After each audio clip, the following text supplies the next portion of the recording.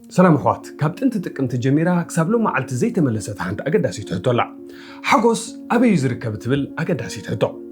أبزا مدري أستات شومنت بليون سبات حقوس نخدليهم معلتاوي كاب دك أسوم زبرابرو جن حدا كوا رغيب وازفلت إعلان اتسرح زوفر تناب تمرت زخيد اتناب كينات النافكر زأتو اتناب سدد نسب كل سب نحقوس يزدل يازولو اتزقرم دما زبز حساب نحقوس مسانا نحقوسو مس نغرات كتاحزو يزدلي بزو حساب غنزب انتلك احات حقوس يلو حسب علو غزا مكينا ورقي وي كال علماو نغرات انتونيني نحقوس زركب زبل دما قدنا له اب امريكا اوروبا وي كندا مساتخ حقوس تركب زمسلون عدي تقصرو سلاز خونه دما سبات حقوس نمركاب كساب طقاموت كيدنا ندلع بأطعم بوتاتات حسم وقعات سمسرتي عمستي تبالعت زخونو فطرات ناي بحرن حليفنا نسدد حقوس نمركب نابنت إذا حاولنا سمعوه نجنزب نمركبيو أب كموتولو زخل كوناتات أتيز بلنا زلو بقى لك خن عف تحت نبرر معنا خيدنا بقى anyway بتا amazing لهنا صراحة نيرو هيوتنا أخفيلنا مالتي مخنياتو تاير كتكوس خلي أو خل خابتوشت دينجر قداي فكرني خاموش عقا باكيجينج نات نعود خون باكيجينج أي تسارح نيرو خلتشن عسى شيلشين ولا كوادك سب نحقوس كسب تقاموت كيدنا ندليا تزقرم جن حدا كوارخي بوازي فلت بزي محلاويو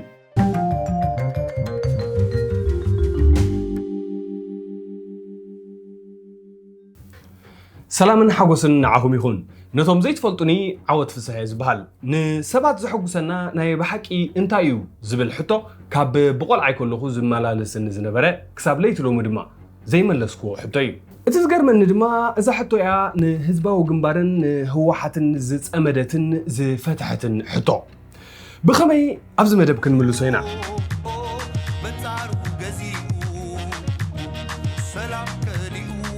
نابنت نسخة وي نسخي مالت نزا فيديو تري وازلهم سبات أب عدهم تنبرو مستهلو مالت أب عدها من بار فرق حقوس اندي جن اتفرق حقوسك بمنتاي كترخبو تحسبو لهم مستت عيسكو دوكان مسوصحو اهادوي عرفت مسددوني تمرت مسوداخو مستمرعهو غزا مسرحكو مكينا مسعدكو ويدما سدت مسوصحو يزحقوس تبل تهلو من البات كاب هاجر كاتسديد كاتنبر انتلخا دما حقوس كاب هاجر كا وصيخا يزركبيلكا سلاذا حسبكا اخا وصيخا زلخا جن كاب هاجر كا وصيخا خ ناي بحق حقوس يركب دي أب عدخاخ انتايو زي حقوسكا أب عدس عدو زركب زي حقوسكا مستيركا انتايو مالت مسهيوت زتأساسرو حطوتات بزحات انديوم اتزعبه جن سب بغمي زحقوس زبل حطيو بزعبه حقوس زقدسن زتصنعن حدا خاب عودتات فلطات دما بوليتيكا ايو اي تقرمو بوليتيكا بزعبه معالتاوي هيوتنا يزصنع معالتاوي هيوتنا حقوس نمدلايو سلازي نحقوس لعلي بوليتيكا زردون زقلصون عودي زلو خوينو ايسمعنن الله مستبلو جن اب كومنت كتقدفلي بتحتنا يحطكم لومي نزينا ببوليتيكاون قطباون سنه حسابات كنفتشو حقوس بخمي يزركب زبل حطيو نزنكلتا ودباتن تاريخنن زطنا نوغو بسانكو دما زنكلتا ودبات نابكيناتن عقرقرنا مرحا بزح مسكين حزب دما بكيناتن طميتن سدتن صنته دارغا كلهم بوليتيكاويان حسبتي زحتوا مس حقوس تتحاز كال حطولا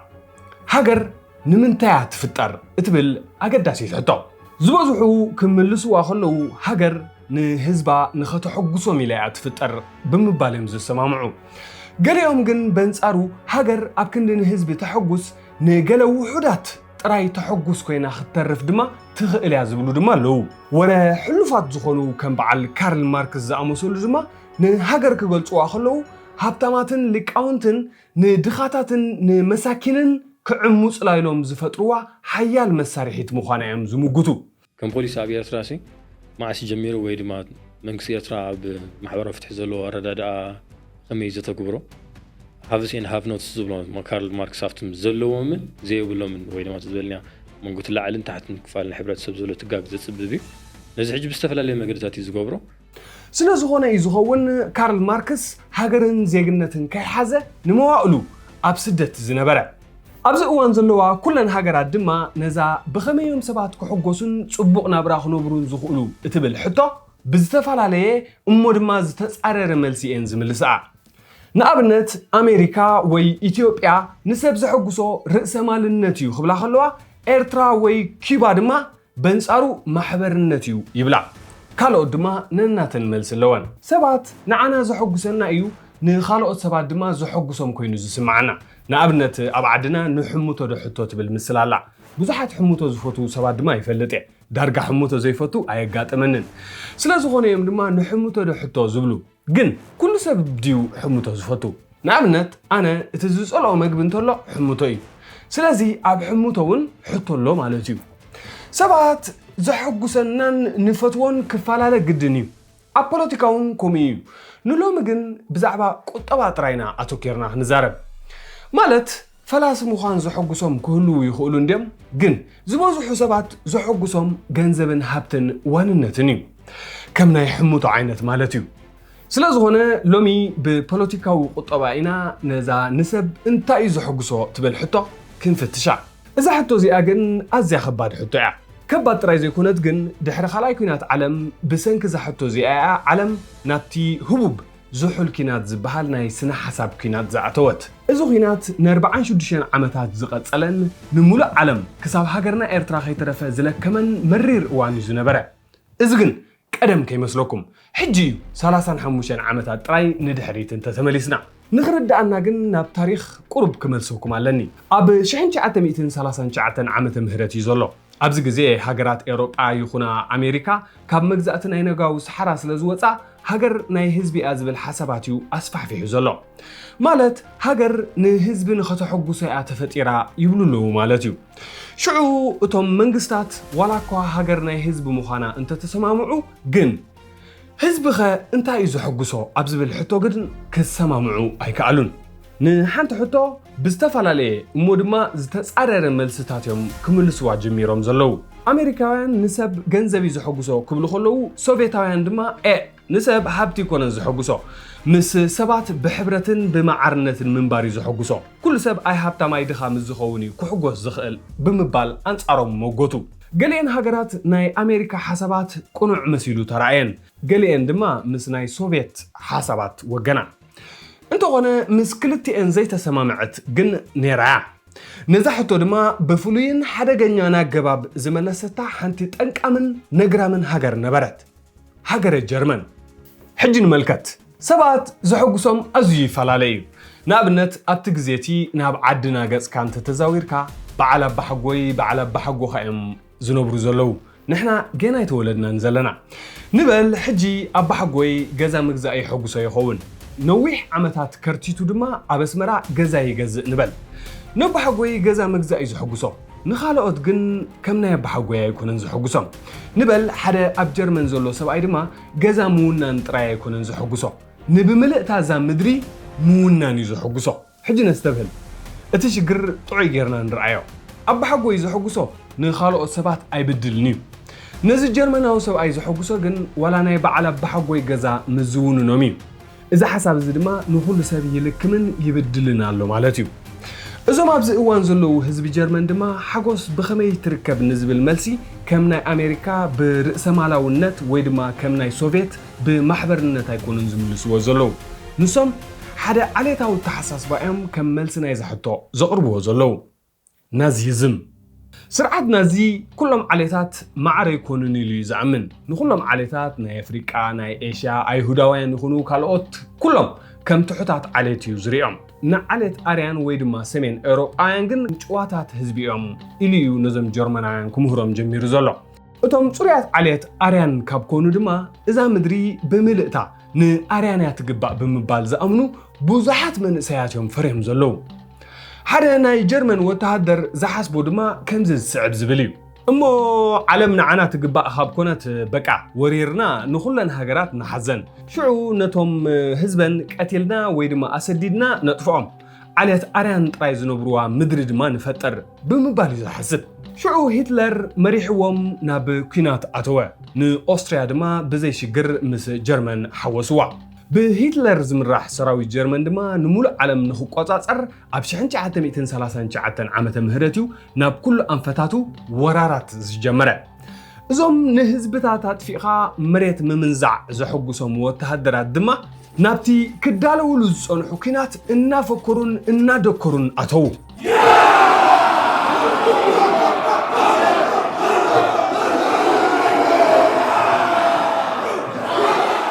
ዓለም ድማ ኣዝያ ፈርሐት አሜሪካ ፈረንሳ ብሪጣንያ በሐንሳብ ኮይነን አንጻር ጀርመን ክገጥማ ጀመራ ሶቪየት ከይተረፈቱን ወላምስ አሜሪካ በሐሳባት እንኳን ተዘይተሰማመዐት ግን ነፍሳ ከተደሕን ምስ በዓል አሜሪካ ደኣ ወገነት ኣብ 1945 ድሕሪ ናይ 6 ዓመታት መሪርን ደማውን ኩናት ግን እቶም ንዓለም ክቆጻጸሩ ዝሓሰቡ ጀርመናውያን ብሕፍረት ተሳዕሩ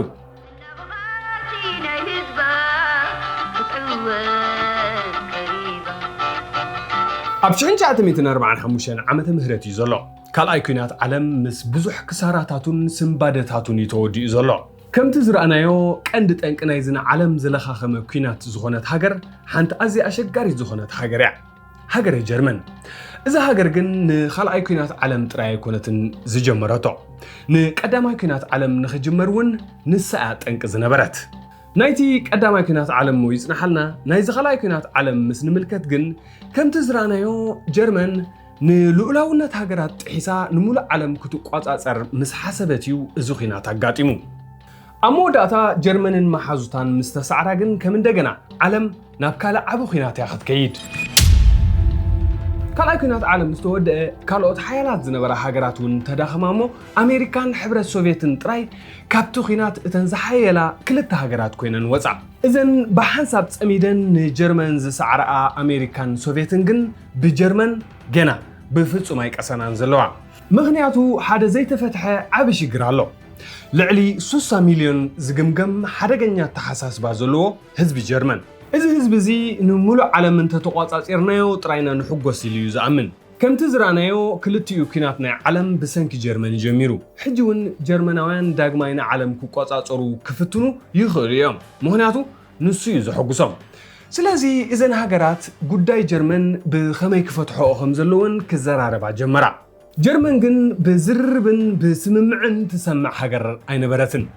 ኣብ ቀዳማይ ኩናት ዓለም ጀርመን ሓይላ ከተርኢ ኢላ ንሃገራት ኤውሮጳ ስለ ዝወረረተን ከምዛ ናይ ካልኣይ ኩናት ዓለም እዩ ኩናት ተጀሚሩ ዓለም ድማ ናብ ኩናት ኣተወት ኣብዚ ኩናት ግን ጀርመን ተሳዒራ ወፀት ሽዑ ውዕል ቨርሳይ ዝበሃል ስምምዕ ኣብ ፈረንሳ ክትፍርም ተገደደት ጀርመን ኣብቲ ውዕል ሰራዊታ ካብ 100,000 ንላዕሊ ንኸይሓልፉ እኳ እንተተሰማምዐት ሂትለር ኣብ ስልጣን ምስ መፀ ግን ነዚ ስምምዕ ዝጥሒሱ እዩ ንሰራዊቱ 4 ሚልዮን ዘብፅሖም በቲ ስምምዕ ዘይፍቀዳ ታንክታት ሳብማሪንን ካልእን እውን ኣኽቲቱ ንኻልኣይ ግዜ ናብ ኩናት ዝመርሖም እዚ ድማ እቲ ካልኣይ ኩናት ዓለም ዝተባህለ ስለዝኾነ እቲ ቀንዲ ሽግር ኣተሓሳስባ ናይ ህዝቢ ጀርመን ምዃኑ ተስማምዑ ማለት እቲ ህዝቢ ንዓለም እንተተቋጻጺርናያ ኢና ንሕጎስ ኢሉ እዩ ዝሓስብ ዘሎ ስለዚ ሓደ መራሒ ከም ናይ ሂትለር ክመጽእ ድማ ይኽእል እዩ ሽዑ ንዓለም ናብ ሳልሳይ ኩናት ዓለም ክመርሓ ድማ ይኽእል ሓደ ዓቢ ሽግር ግን ኣሎ ነዚ ህዝቢ ጀርመን ካብዚ ናይ ናዚ ስነ ሓሳብ ሽዑ ንሽዑ ከተገላግሎ ድማ ብፍጹም ኣይከኣልኒ ማለት ከምቲ ሂትለር ዝመሃሮም ሓድሽ ሓሳብ ክትምህሮም እዩ ዘለካ ግን ዓበይቲ ሰባት ድማ ክመሃሩ ኣይክእሉን እዮም ምኽንያቱ ሓደ ሰብ ኣብ ናይ ኩትትና ዕድሚኡ ምስ በፅሐ ዝኣምነሉ ኣተሓሳስባ እዩ ዝሕዝ ብድሕሪኡ ክትቅይሮ ድማ ኣዝዩ ኣሸጋርን ከቢድን እዩ ዝኸውን ክቕየሩን ሓድሽ ኣተሓሳስባ ክሕዙን ዝኽእሉ ግን ቆልዑት እዮም ስለዝኾነ ጀርመን ናታ መንግስቲ ክትገብር እንተተፈቒድዋ እዚ ዓሌታዊ ኣተሓሳስባ ክጠፍእ ኣይክእልኒ ደጊማ ናብ ሳልሳይ ኩናት ዓለም ድማ ክትወስደና ትኽእል እያ ህዝቢ ጀርመን ዓለም ብዓልየት ኣርያን ጥራይ ምስትውነን እዩ ሓጎስ ዝኸውን ኢሉ እዩ ዝኣምን ነዚ ስነ ሓሳብ ስቕ ኢልካ ከተቋርጾ ድማ ብፍጹም ኣይከኣልኒ ማለት ቅያር ናይቲ ዝጓሓፍ ዘሎ ሓሳባት ክትቦ ኣለካ ሰብ ዘሐጉስ ዘይብሉ ክነብር ስለ ዘይክእል ስለዝኾነ እዘን ሰዓርተ ሃገራት ንጀርመን ባዕለን ከመሓድርኣ ተሰማምዓ ኣብቲ ስርዓተ ትምህርቲ ለውጢ ይግበር ቆልዑ ናዚዝነት ሕማቕ ምዃኑ ይመሃሩ ማሕበራዊ ለውጢ ብምምጻእ ንህዝቢ ጀርመን ዘሐጉሱ ካልኦት ነገራት ከም ቢራ ምስታይ ሃብቲ ምኽዕባት ወይ ኣይስክሪም ምብላዕ ተለማምዶ ኣብ ዝተወሰነ ወለዶታት ሽዑ ቀስ ኢሎም ንዓለም ምውራር ይርስዕዎ ማለት እዩ እሞ ነዚ ኣርያን ንሙሉእ ዓለም እንተተቐጻጺርዋ ጥራይ ዝሕጎስ ኢሉ ዝኣምን ሰብ ግን እንታይ ዓይነት ዝሕጉስ ስነ ሓሳብ ክትቀይረሉ ትኽእል ኣብዚ ሕጂ እቲ ንዓለም ዝቐየረ ዓብ ሽግር ዝተፈጥረ ኣሜሪካ ርእሰ ማልነት እዩ እቲ ንሰብ ዝሕጉሶ ስለዝኾነ ነዚ ዓሌታዊ ተሓሳስባ ብርእሰ ማላውነት ክንትክኦ ኣለና ብምባል ክትመርጽ ከላ ሶቪየታውያን ማሕበርነት እዩ ንህዝቢ ዝሕጉሶ እምበር ርእሰ ማልነት ኣይሕጉሶምን እዩ በለት شو زين كلتا هاجرات نحن تحطه بستفعل عليه أمور ما أزيز قرار ملسي ملسا كلتي إنزين هاجرات دما ناتي قنع نو ناتي با سلستبها حالا دما نعلم نابكيناتن عقرقرن مليسن وسدعا زي حلف العالم بسنك زحطو زتلع على كينات دما نأمريكان نسوفيتن ترايزي كونه نملع عالم زلك كما كيناتيو زنسا أب كوريا، فيتنام، تشاينا، أفغانستان، أفريقيا، دبوب أمريكان كالوت هاجراتن بزو حزبتات صنتو. أب كبابينا مثل ما تقدما نهزباو جنبار نهزباو ويانن ندرجن زلك كما نايسنا حسابن ناي كيناتن عقرقرن جزيء زنبرة. إذا عقرقر زي أبشحن شعتم 245 دحر خلاي كينات عالمي جميرو. أبشحن شعتم 9 حدن دمايو أبكيو. نصو مسبك عدما إرترا ناس نتارخيبا. ካልኦት ብዙሓት ሃገራት እውን ኣብ መወዳእታ 80ታትን መጀመርታ 90ታትን ነፃነትን ረኺበን እዚ ግን ብወዝቢ ይኮነን ማዕረት ዓለማዊ ፖለቲካዊ ሃዋህው ዝኸይድ ኣጋጣሚታት ደኣምበር ብዝኾነ ካብ 1991 ጀሚራ እዚ ዓለም ቁሩብ ሩፍ በለት እዚ ን46 ዓመታት ንሙሉእ ዓለም ናብ ዕግርግርን ኩናትን ዘእተወ ሕቶ ግን ከመይ ዝበለ ሕቶ እዩ እትሕቶ ሰባት ብኸመይ ይሕጎሱ ዝብል ሕቶ እዩ እዚ ሕቶ ቀሊል እዩ ዝመስል ግን ኣብቲ ግዜ ዝነበሩ ናይ ኣሜሪካን ናይ ሕብረት ሶቪየትን ፖለቲከኛታት ነዛ ሕቶ ክምልስዋ ምስ ፈተኑ ኣብ ክልተ ዓበይቲ ሓሳባት እዮም ተገሚዖም ሽዑ ኣብ ሓደ ሓሳብ ክመፁ ስለ ዘይከኣሉ ሓደ ከሰማምዖም ዝኽእል ሓሳብ ኣምፁ ንጀርመን ኣብ ክልተ መቂሎም ንገሊኦም በቲ ማሕበራውነት ዝበሃል ናይ ሶቪየት ሓሳባት ክምህርዎም ንገሊኦም ድማ ነቲ ርእሰ ማልነት ዝበሃል ናይ ኣሜሪካ ስነ ሓሳባት ክምህርዎም ሽዑ ድማ መኖም እዩ ናይ ብሓቂ ዝሕጎስ ክርእዩ ተሰማምዑ ከምዚ ስኮሜሳ ዓይነት እዩ ዝነበረ ምብራቕ ጀርመን ንሶቪየት ተዋህበ ምዕራብ ጀርመን ድማ ንኣሜሪካን ብሪጣንያን ፈረንሳን ተዋህበ ጀርመናውያን ሓደ ዓይነት ህዝቢ ስለ ዝኾኑ ኣብ ክልተ መቂልካ ብክልተ ዝተፈላለዩ ስነ ሓሳብ ክትፍትኖም ናይ ታሪኽ ጉዳይ ጥራይ ኣይነበረን ናይ ፖለቲካዊ ፍልስፍና ምርምር ዝግበረሉ ላቦራቶሪ ድማ ኾነ ጀርመን ኣብ ክልተ ምስተመቕለት እታ ርእሰ ከተማኣ ዝኾነት በርሊን ኣብ ናይ ሶቪየት መሬት ስለ ዝበፅሐት ኣሜሪካውያን ክመቕልዋ ወሰኑ በርሊን እታ ከተማ ንባዕላ ድማ ኣብ ክልተ ተገምዐት ኣብ ሓደ ከተማ ዝነብሩ ሰባት ብክልተ ዝተፈላለዩ መንግስታት ክመሓደሩ ድማ ጀመሩ ኣብዚ ግዜ እቶም ስነ ሓሳባት ናይ ኣሜሪካን ናይ ሶቪየትን ገና ይጥጥዑ ስለ ዝነበሩ ኣየናዮም ይቁኑዕ ኣየናዮም ጌጋ ክፍለጥ ኣይተኻእለን ዝነበረ ስለዝኾነ ድማ ኩለን ሃገራት ኣየናዮት ጀርመናውያን ይሕጎሱ ንኽሪኣ ዒንተን ኣፍጢጠን ክጥምታ ጀሚረን ኣለዋ ምክንያቱ ከምዚ ናይ ህዝቢ ጀርመን ዓይነት ዕድል ተረካቢ ይኮነን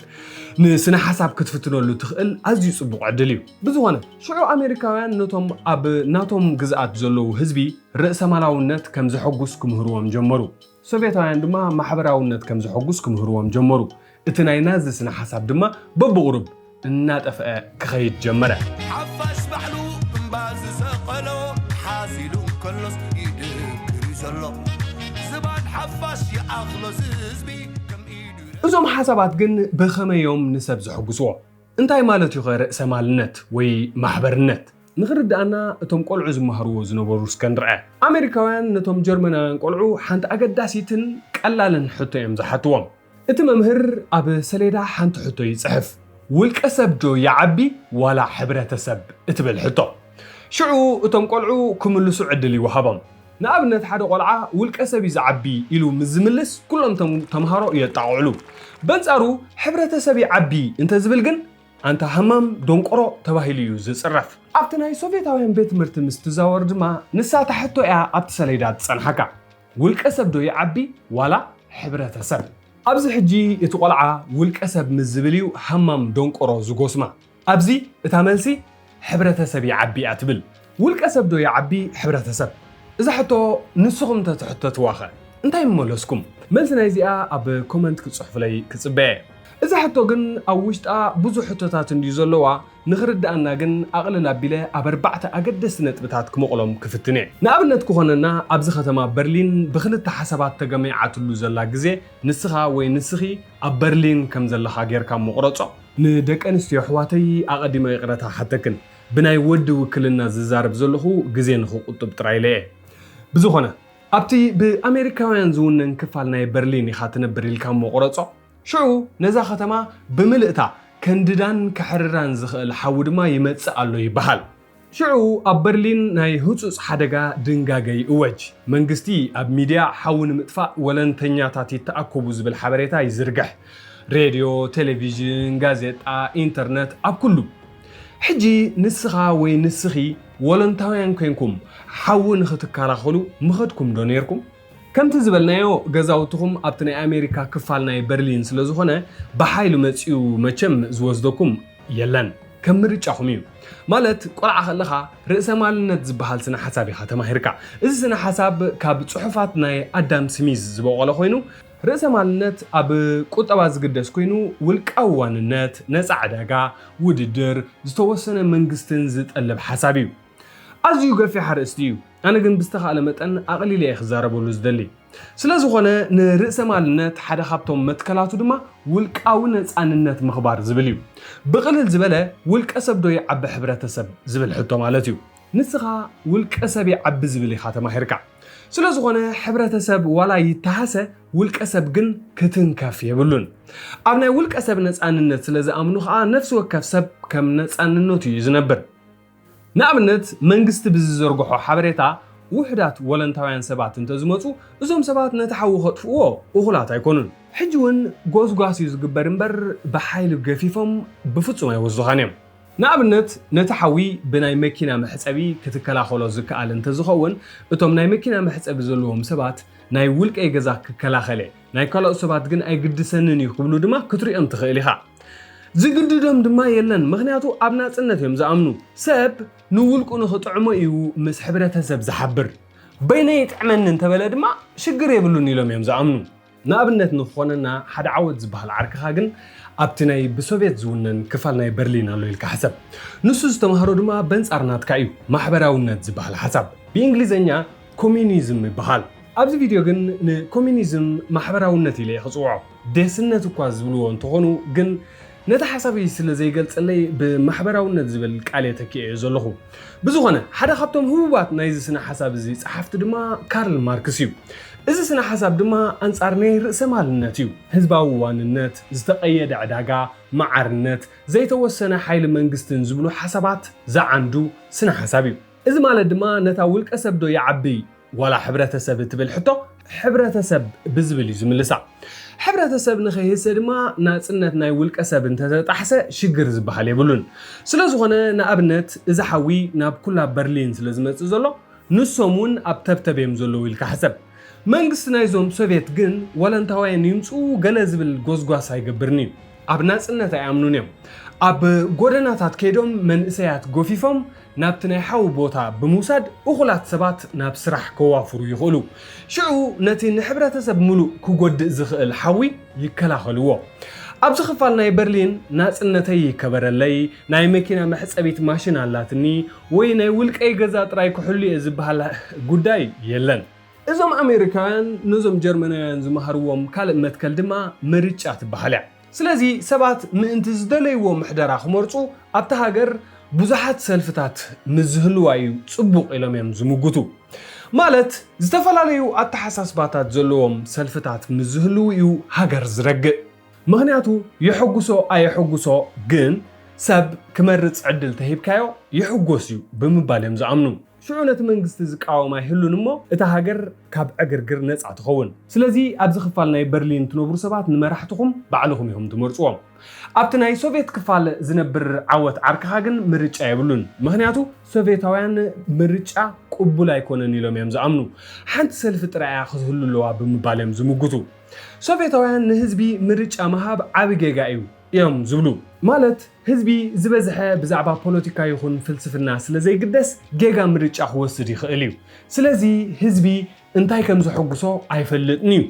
نحقوص بخمي كرهبا خمزولو تنوغرو حانتن انكون سلفي اعتدل بمباليم زموغوتو إذا حوي نا برلين قوتو بفتنة يمتس سلازولو جن حجي بزعبا مريج أزايكونا بزعبا موتن هيوتنيو بزعبا مهلاون متفعنيو إذا حانت ختما جنكا أبكلت حسابات سلسلة جماعات كمزن ريو زلنا نزعبي شجر بستفل عليه أجبابيع تقط مزلع عدل كجبرو جن نزن كلته مقالات ناي برلين نناتن كلته ديجاتات علو ونيلكم حسبو سلازي نزحوك كلا خلزخ الأخل ما يدما علو انتو خنا حدا عبي شجر جن علو إذا نسخات نبرلا كفال ناي برلين والكأوان النت زبهال حدا خبطهم تخبرهم متكلاتيو إذا مالت زغنا والكأسب نمرات عبيت تكالات كم بانك يخون ناي صوار فابريكاتات كي ترفه كونن يفك أدايو سلازي أبزن السخاز اللي خايو كفال برلين تكالات يخون مرات ولا ديغا بوالكأسبات يزولنا إذا ديغا دما ناي حدا أي تبراخي زسمو سبأيو نبل أي تبراخي نزع عدن مدحن مايك هبوم مستحاتته نليترو $100 يزشوط بمبال أبيه حجي نأي تبراخي زحاتو ويزقدودو منغستي يلن مغنياتو قوت أبانا يزعدي نتعيو نابنت إزوم أب تحت السوفيت زلو جرمانوين كابتناتهم ديغا ماي $10 كنشوط ألكمين عيلهم انتز جمهورغن من البات أي تبراخي ناب 10 تخوردو يخيليو مغنياتو زغاز علو أي كركبنيو سلازي عداغا بقى نتعيو بتقلبن بقربن يزسرح شعو سبات زواصو ميغبرو أبزن السخاز اللي خايو شنخ زلو منغستي أزيوسن منغستي يزبحال مالت منغستي أب قطبا يخون كالوت نغرات كأتو يبلون منغستي نتوم ببوغنم حقوس زدولي زلو والكسبات نخي عموتو زحلو بوليس زكالاخل بيت فردن وعل متقبارن تراي سروح مبر كالخ قبر عقني يبلون نابنت نأي تبراخي نو زتقبرو زلخا جيغايو نليترو ماي ب100 خشطو صبوق ايكونن سلازي ب$1 غبرو خبلو جن ايكلني ابتا عرك خازلو جن ولقاو واننت زبحال قبول ايكونن بنصارو منغستاو وي حزباو واننت يزامن مريت ديغا بانك يخون كالوت عبيت تكالات بمنغستي يزونن ولقسب تكالات كغبرن كهتمن ايفقودلونيو مغنياتو هابتامات أزيوم مزهبتمو ندخاتات كوتصعوهم يخوليهم بمباليهم زعمنو سلازي أبيرتا محبرا فتحي انتاي ترقم من حرات بهايلنا بوزح خيكرنا معروي فتحوي زرقحه هابت هاجر أمونغو زيغاتات مصباب كتباو عقمي أمونغو زيغاتات يلنا تحلفنا تحيشا سلازغونا زي توسنا نخلو زقوصاصر حيال منغستي كهللو بمباليهم زمغوتو نابنت اي تبراخي واغاناي ماي $100 بمغبارو ندخاتات يوصعو منبر نهابتامات ايكونن هابتامات نليترو ولا $1000 انتزغبروون كغوزو مخالو نيرم مغنياتو زي تأدنا ገንዘብ ይዘሎም اي تبراخي بزا انصار كفالناي برلين انتزهلو نيرو ግን መንግስቲ ዋጋው ግድለሉ ይሉ ጥራይ አይኮነን ዝዞ نتا ديغايو بملئتا زحدغو شعو تهاجيرو يبحال سوفيتاوያን ንውልቃው ዋንነት አይፍቅዱንም ምህጋር ዝበሃል አምር አብ ከምዚን ዝኣመሰለ ሃገራት ጥራይ ዘሎ ስለዚ እዚኦም አብ ውልቃው ቢዝነሳትን ትካላትን አይአምኑንም ስለዝኾነ እዚ ዲጋ ናይ መንግስቲ እዩ ስለዚ መንግስቲ ብዝተደለየ ዓቀን ብምጥቃም ነቲ ሓዊ ከጥፍኦ ይኽእል أبزنا أمريكا كفال جن أتوم هبتمات ترايم ماي جزيهم ناي مكينا محسب ماشين حيزهم جوزهم كحلو جميرهم زلو نسخة حجي أبز سلتنا بر مودما دخان تخينكا أمارات بالكان مالت تي الناس شون بوبزمت زلو حوي كحركة سقيل كان مصباي ترايو حجي نسخة مسينات حبرة سب مسنح محاشكا أبز زل خيادو ولا أبتناي تعرك خازلوا أبناء أمريكا دو ولا أبناء حبرة سوفيت حجي أبزينا أمريكا شنخ انتلخا برقز سقرودو بجيركا نابتا عركا خازلو واخد هدم تحسب محلخا نيركا سب انت زي تعيمو قد نيوز سدد كابت انتي كساب لو معالتي أبزي زمن زلو هاقر دما كمزن كل التكفالاتنا برلينين سلازو هنا يدما سب أبتحنت انت زي تعيمو نابتحنت زخيد أمو إرتراخة نينيتن تمثل تخون نزيان ملاس بأبنتنا خنرئي زلنا ንኣብነት ዓወት ኣብ ኤርትራ ዝነብር ኤርትራዊ ንበል ናብ ኤርትራ ሓውንተ ዝመጽእ ሎምለይቲ ኣብ ገዝኡ ደቂሱ ከሎ ወተሃደራት ኣትዮም ክገፍዎ ይኽእሉ እዮም እምበር ወለንታ ዝበሃል የለን ስለዚ ዓወት ሕጂ ውልቃዊ ነፃንነት የብሉን ማለት እዩ ዓወት ኣብ ኣሜሪካ ዝነብር ሰብ ነይሩ እንተዝኸውን ግን ከምኡ ከጋጥሞ ኣይክእልን እዩ ምክንያቱ ኣሜሪካ ውልቃዊ ነፃንነት እዩ ንዜጋታተይ ዘሐጉሶም ኢላ ስለተሓስብ ንውልቃዊ ነፃንነት ናይ ዜጋታታ ኣይትጥሕስን እያ ስለዚ በዛ ቀዳመይቲ መትከል ኤርትራ ንሶቪየት ትመስል ኣላ ማለት እዩ ምክንያቱ ዓወት ኣብ ኤርትራ ኮይኑ ከም ምርጭኡ ክነብር ኣይክእልን እዩ ንኣብነት ዓወት በዓል ድኳን ክኸውን እንተደልዩ ኣብ ኤርትራ ኣይፍቀድን እዩ ምክንያቱ ኣብ ኤርትራ ውልቃዊ ነፃንነት የለን ሃገራዊ ዕላማ ጥራይ ዘሎ ንሃገር ኢልካ ውልቃዊ ምርጫኻ ክትጎድፎ ትግደድ ስለዝኾነ ንዓወት ድኳን ክገብር ኣይፍቀድን እዩ ኣብ ክንድኡ ንሃገር ኢሉ ወተሃደር ክኸውን እዩ ዘለዎ ኣብ ኣሜሪካ ግን መሪፅካ ኢኻ ወተሃደር ትኸውን እምበር ኣብ ውልቃዊ ሂወትካ መፂኡ ዝመርፀልካ ወይ ዝምድበካ ኣካል የለን ምክንያቱ ከም ዝረኣናዮ ሓንቲ ካብዞም ክብርታቶም ውልቃዊ ነፃንነት ትብል እያ ስለዚ ኣብ ኣሜሪካ ተደሊኻ በዓል ድኳን ተደሊኻ ተመሃር ተደሊኻ ስፖርታዊ ተደሊኻ ዝደለኻዮ ይኹን በቃ ዝሓተካ ሰብ የለን ስለዚ ኤርትራ ንሶቪየት ትመስል ማለት እዩ ናብታ ካልአይቲ መትከል ድማ ንኺድ ንኣብነት ዓወት ኣብ ኤርትራ ኮይኑ ሱፐርማርኬት ከውፅእን ከህብትምን እንተዝደሊ ኣይፍቀዶን እዩ እንተተፈቅዶ ድማ ንብረት ክእቱ እንተደለየ ክእቱ ይኽልከል ወይ ኣገልግሎት ስለዝኾነ ልቸንሳ ከውፅእ ኣይፍቀዶን ይኸውን ብዙሕ ማሕለኻታት እዩ ዘለዎ በዚ ናይዞም ማሕበራውያን ስነ ሓሳብ ሃብታም እንተዘየለ ቁጠባዊ ምዝመዛ የለን ስለዚ ሰባት ነፃንነት ይረኽብሉ ኢሎም እዮም ዝሓስቡ እዚ ሕጂ ነቲ ማእኸላይን ታሕትሕት ኣታውን ዘለዎ ሕብረተሰብ ኣዝዩ ዘርብሕ እዩ ምክንያቱ ገንዘብ ዘለዎ ከም ለይቲ ዝመሃረሉ ገንዘብ ዘለዎ ከም ለይቲ ዝሕከመሉ ልሕር ኮይኑ ዝተረፈ ክፋል ሕብረተሰብ ከብድዓሞ ገንዘብ ስለዘይብልካስ ክድንቁር ወይ ድማ ገንዘብ ስለዘይብልካ ክትሓምን እዚ ኣብ ዓለም ካብ ዝረአ ዳርጋ ዓበይቲ ገጋታት ክብሉ ክእል ብውልቀ ማለት እዩ ብቕልል ዝበለ ክርዳእና ምእንቲ ናይ ኣሜሪካውያን መልሲ ብጥቕልሉ ርእሰ ማላውነት እዩ ዝበሃል ካብታ ስሞም ንርአዮም ብዛዕባ ርእሰ ማል እዮም ዝግደሱ ርእሰ ማል ማለት ሃብቲ ማለት እዩ ንሰብ ዝሐጉሶ ሃብቲ እዩ ይብሉ ሓቆም እዮም ማለት ጠሚኻ ከለኻ ወይ ኤሌክትሪክ ማይ ሕክምና ኢንተርኔት ዘይብልካ ክትሕጎስ ኣይትኽእልኒ ኢኻ ስለዝኾነ ድማ ኣሜሪካውያን ዝኾነ ሰብ ውልቃዊ ዋንነት ምስ ዝህሉ ወይ ዝሕጎስ እዮም ዝብሉ በንጻሩ ማሕበራዊ ስነ ሓሳብ ናይ ሶቪየት ድማ ከምቲ ስሙ ዝብሎ ብዛዕባ ሕብረተሰብ እምበር ብዛዕባ ውልቃዊ ሃብቲ ኣይሓስብን እዩ ስለዝኾነ ውልቃዊ ሃብቲ ክትገብር ብፍጹም ኣይፈቕዱልካን እዮም ኣብዚኣ ግን ሓንቲ ኣዝያ ተገርም ነገር ክነግረኩም እየ ኣብታ ናብ በርሊን ሓዊ ምስ መፀ ዝረኣናያ ኣብነት ኣብቲ ንሶቪየት ዝመስል እንተትፀንሕ ብምባል ኢና ተመኒና ምክንያቱ ነቲ ሓዊ ሰመዮም ክከላኸልዎ ኢሎም እሞ ኤርትራ ከም ሶቪየት ንብል ካብ ሃለናሲ ስለምንታይ ደኣ እሞ ኤርትራውያን ናብ ኣሜሪካ ይስደዱለው ስግንጢር እዩ ቅድሚ ዝሓቶ ምምላስና ግን ንዓኹም ሓንቲ ሕቶ ክሓተኩም ምደለኹ ካብዘን ክልተ ተሓሳስባታት ኣየነይቲ እያ ንሰብ ተሐጉሶ ኢልኩም ኢኹም ተኣምኑ ደሓን ንሰብ ዘሐጉሶሞ ንግደፎ ንዓኹም ከ ኣየናይ ይሐጉሶኩም ንዓኹም ዘሐጉሶኩም ግን ኣነ ክጉምጉሞ ይኽእል እየ ኣበየናይ ሃገር ኢኹም ትነብሩ ጥራይ ኣብ ኮመንት ንገሩኒ ንኣብነት ኣብ ኣሜሪካ ኤውሮጳ ካናዳ ይኹን ምዕራባውያን ሃገራት ትነብሩ እንተለኹም ምስ ርእሰ ማላውያን ኢኹም ትሰማምዑ ማለት እዩ ምስ ኣሜሪካ ኣብ ኤርትራ ዘለኹም ኣብ ክልተ ኢኹም መቕለኩም እቶም ክትስደዱን ህይወትኩም ክትልውጡን ተሓስቡ ነቲ ኣብ ኤርትራ ዘሎ ስነ ሓሳብ ስለዘይትሰማምዑሉ ኢኹም ትስደዱ ዘለኹም ወይ ተሓስቡ ዘለኹም እቶም ኣብ ኤርትራ ምንባር ጥዒምኩም ዘሎ እንተኮይንኩም ድማ ጽቡቕ እየ ዘለኹ ለውጥ ድበሃል ኣየድልየንን እዩ ኢልካ ስለተሓስብ ዘለኻ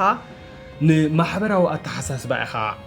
ተኣምን ወይ ትቕበል ዘለኻ ልክዕ ከም ናይ ሶቪየት ሕጂ ኩልና ክንርዳእና ዘለዎ ሓደ ኣገዳሲ ነገር ኣሎ ንሃገርካ ገዲፍካ ናብ ካልእ ሃገር ትስደድ እንተለኻ ኮይንካ ወይ ተሰዲድካ እንተለኻ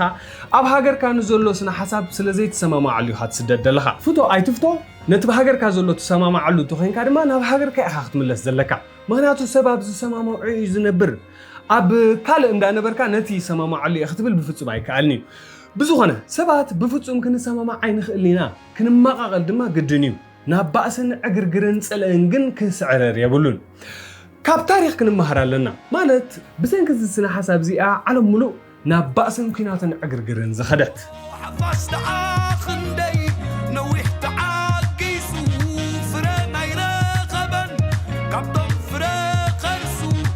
ከምቲ ዝረአናዮ ድሕሪ ካልኣይ ኩናት ዓለም ክልተ ሓያላት ሃገራትን ኣብ ፖለቲካዊ መድረኽ ናይ ዓለም ዝመጻ እቲ ዘሰክፍ ድማ ብሓሳባት ስለ ዝተፈላለያ ኣሜሪካ ናይ ርእሰ ማላውነት ስነ ሓሳብ ተሓላቂት ክትከውን ከላ ሕብረት ሶቪየት ድማ ናይ ኣኽራሪ ማሕበራውነት ተሓላቂት ኮነት እሞ ድማ ኒውክሌራዊ ኣጽዋር ዝዓጠቓ ዓርሙሽሙሻውያን ሓያላት ሃገራት ሓደ ዓቢ ሽግር ድማ ኣሎ ሶቪየታውያን ሓደ ኣሰካፊ ሓሳብ ነበሮም ዓለማውነት ዝበሃል ሓሳብ ንሶም ከም ዝኣምኑሉ ሙሉእ ዓለም ሓቢራ ማሕበራዊ ኣተሓሳስባ እንተተኸቲላ ጥራያ ዓለም ክትሕጎስ ትኽእል እምበር ርእሰ ማላውነት እንተሎ ዓለም ክትሕጎስ ኣይትኽእልን እያ ስለዚ ርእሰ ማላውነት ክጠፍእ ኣለዎ ዓለም ሙሉእ ናብ ማሕበርነት ክትመጽእ ኣለዋ ብምባል ሞጎቱ ዳርጋ ከም ናይ ጀርመናውያን ዓይነታት ተሓሳስባ እዩ ስለዝኾነ ድማ ኣሜሪካ ኣዝያ ተሰከፈት ኣብዚ ግዜ ዘለዋ ሃገራትን ሰውራታትን ድማ ናብ ሓዲኦም ክጽጋዓ ጀመራ ሽዑ ዓለም ናብ ክልተ ደንበታት ተገምዐት ንዓና ግን ኣብዚ ከባቢና ዝነበረ ታሪክ እንዱ ዘገድሰና ኣብ ግዜ ሃይለ ስላሴ ኢትዮጵያ ንኣሜሪካ ክድግፍ ጀመረት ኣብቲ ግዜ ኤርትራ ከም ኣካል ኢትዮጵያ ትሕሰብ ዝነበረት ኤርትራ ኣብ ጎበጣና ኢትዮጵያ ክትኣቱ ቀንዲ ዝሃንደሱን ዘሳልጡን ድማ ኣሜሪካውያን እዮም ዝነበሩ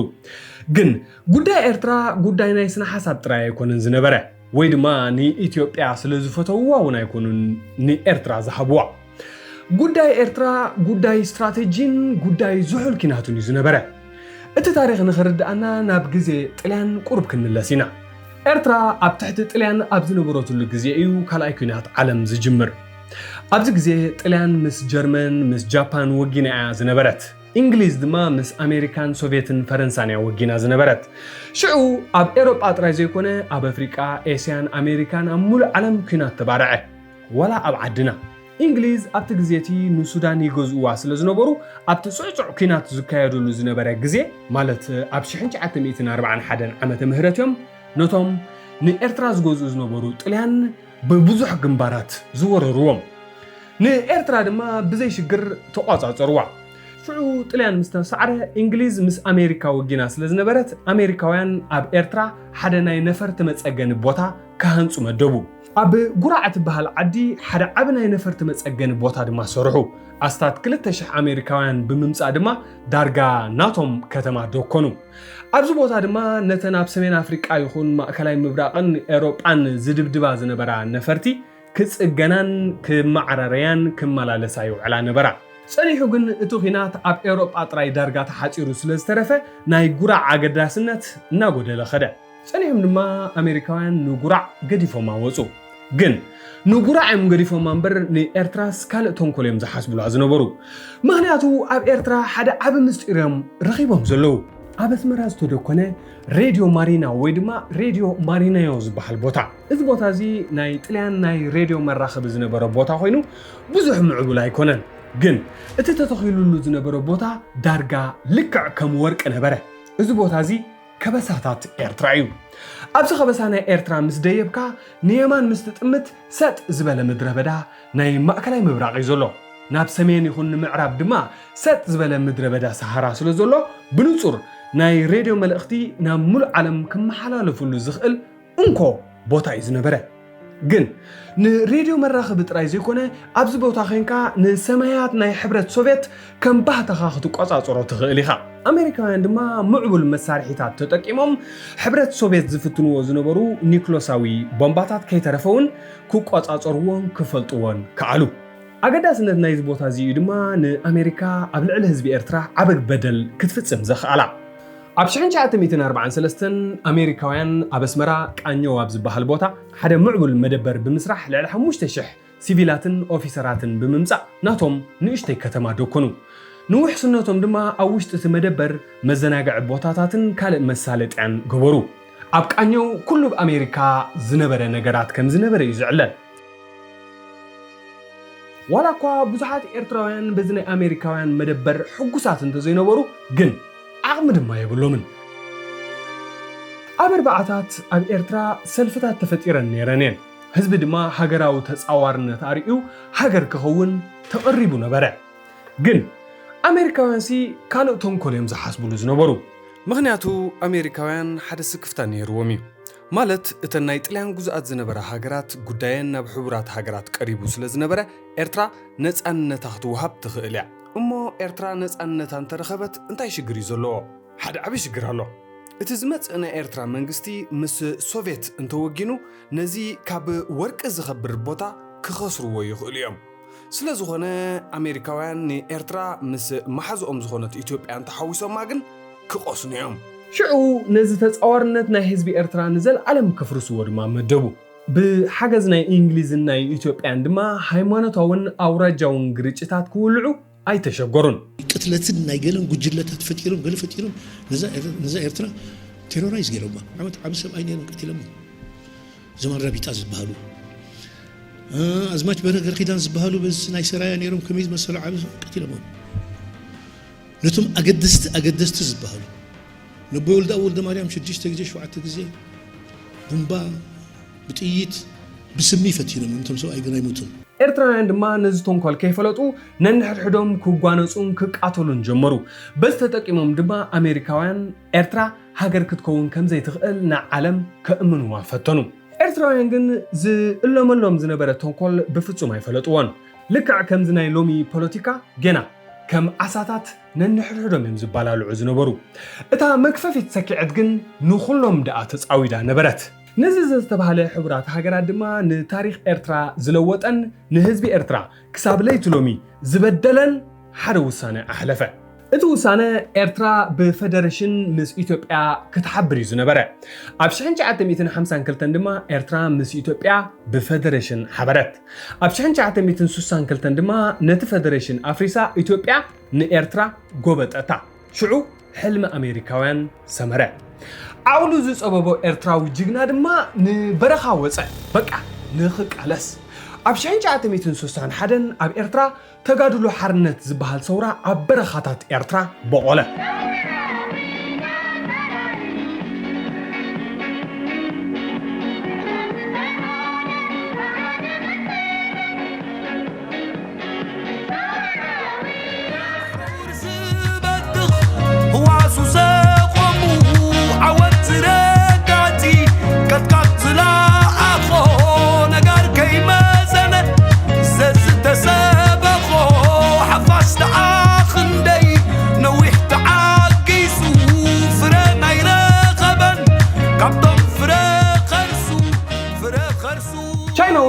ነታ ህዝቢ ብኸመይ ይሕጎስ ትብል ሕቶ ልክዕ ከም ናይ ሶቪየት ጌራ መሊሳታ ዘላ ቻይናውያን ድማ ነዚ ኣብ ኤርትራ ዝጀመረ ሰውራ ክጸልዎን ክሕግዝዎን ደለዩ ነቲ ሃገራዊ ሰውራ ድማ ብማሕበርነታዊ ሰውራ ክልውጥዎ መደቡ ማለት ንሰባት ዝሕግሶም ርእሰ ማል ኣይኮነን ማዓርነት ይልኩም እመኒኦም ክብልዎም ዝደልዩ ዘለዉ ቻይና ግን ህዝቢ ኤርትራ ብምንታይ ይሕጎስ ገዲስዎ ኣይኮነን ናይ ስትራቴጂ ጉዳይ ዝነበረ ንኣሜሪካ ካብቲ ንስለያ ጥዑም ዝኾነ ከበሳታት ኤርትራ ንምውፃእ እቲ ዕላማ ዝነበረ እዞም ሰውራውያን ማለት ተጋድሎ ሓርነት ኣንጻር ኢትዮጵያ ጥራይ ዘይኮነ ኣንጻር ተሓያል ናይ ዓለም እየ ትብል ኣሜሪካውን ብድፍረት ስለ ዝገጠሙ ድማ ስሞም ኣብ ሙሉእ ዓለም ሃበበ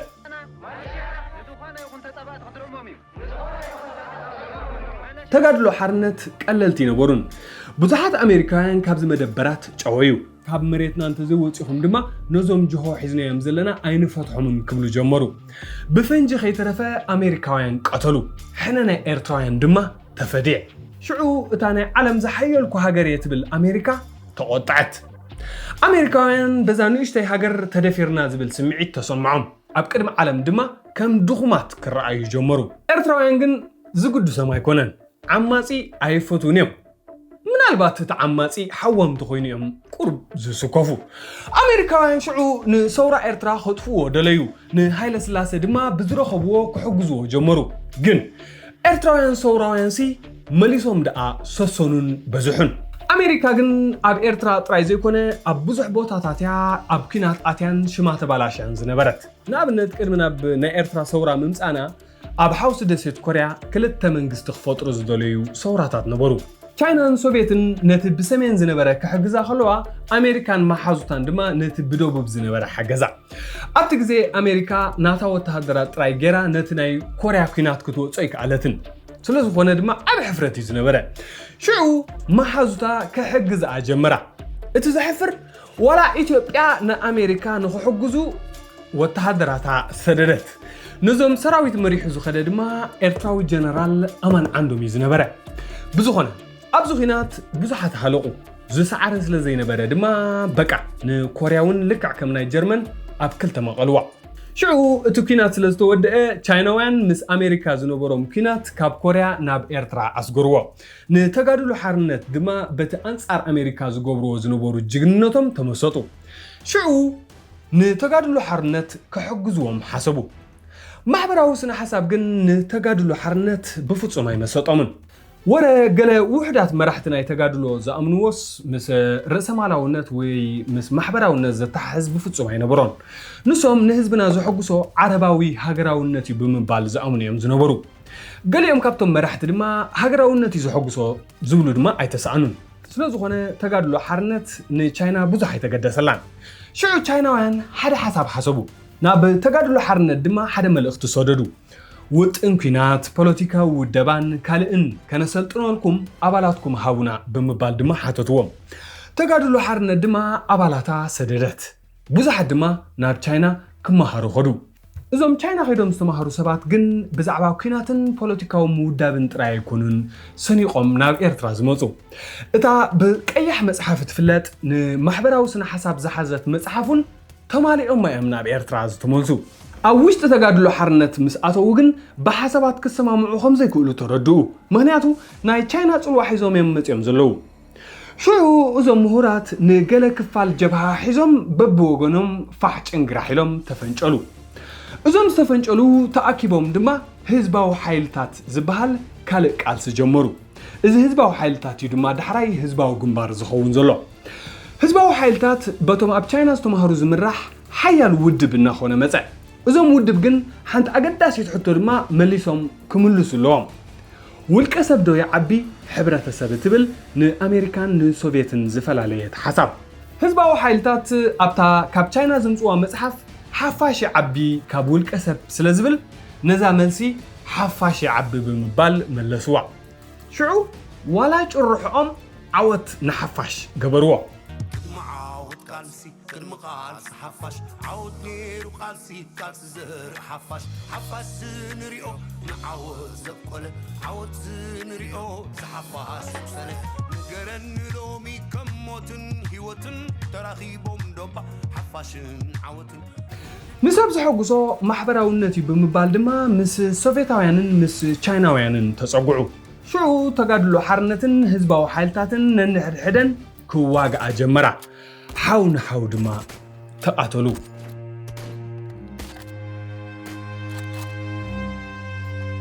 أمون قز خلو جن أبشحنش عتميتن 74 هايل سلاسة كابسول تانو تقاليو درجز بهالسرعة أب إثيوبيا مسا اتزاقرم نخلو منقستات أب طاولات تسألحهم حتو حانت حتو يا